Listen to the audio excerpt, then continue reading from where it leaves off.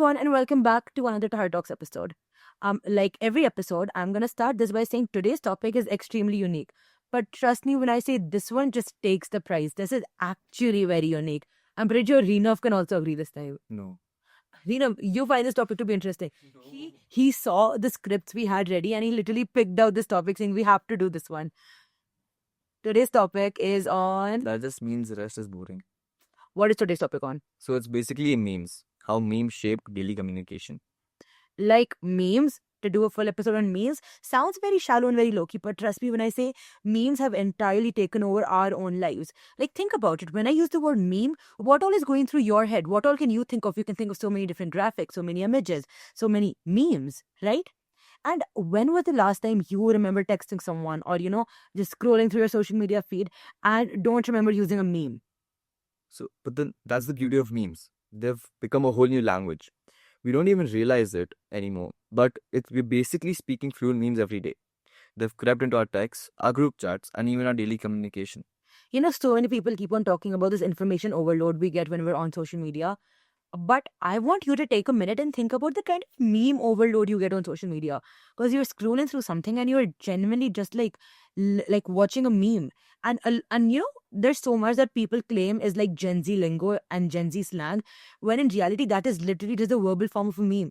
Like, think about all the times someone has talked using the words "it's giving," or someone's talked using the words "I'm literally crying" without even crying. All of those are memes spoken in real life. But memes aren't just for laughs. They're also a low-key way to roast people. You know that one moment when a friend says something dumb on a group chat and you just have to put it in their face? That's digital mockery at its finest. No harsh word, just a good old meme based bullying.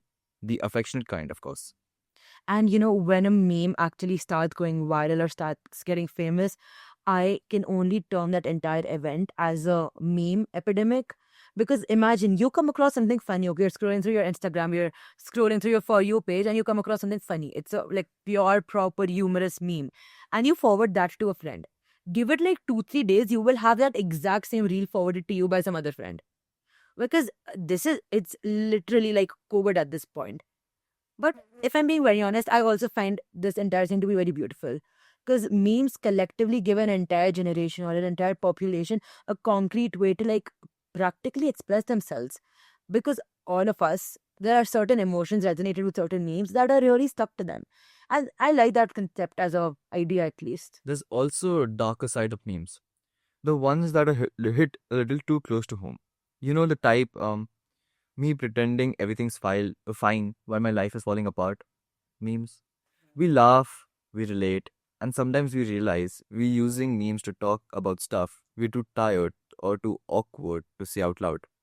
They've become a whole way to process emotions and trauma. Kind of like group therapy, but a worse grammar or better jokes.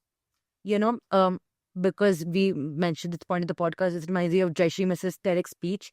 So Jaishri Miss, who's a teacher at Good Shepherd, very recently spoke at her school's TEDx event, and her entire speech was on humor.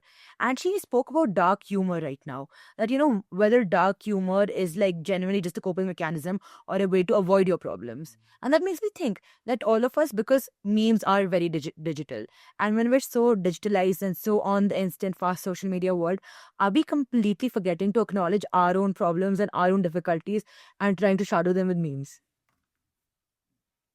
Honestly, maybe, but also maybe not. Because memes work not just because they're funny, because they feel real, raw, dumb in the best way. That makes them human.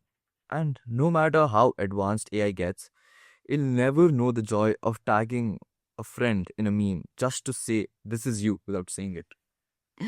No, I get that so much. This is why, and then like with all the downsides of being so digitalized right now, this is what I like about it too. Like through things like Instagram, you can just keep a very quick connection with your friends. You don't even have to be regularly having long conversations to still stay in touch. So memes are everywhere and they have almost entirely replaced conversations, especially online, acting as emotional support and even unofficial currency of the internet. Like who has like a better plethora of memes? And they're how we joke, how we cope, and sometimes how we say what we actually want to say. So the next time you send a meme, remember it's not just a picture with a text.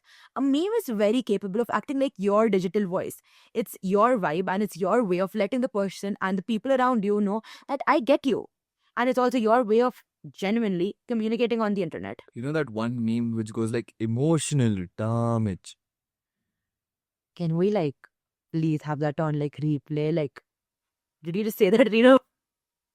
That's the real what happens to me every time you start speaking. Well, that was meme usage in real life for all of you on Tar Talks. Thank you so much, and we hope to see you next episode too.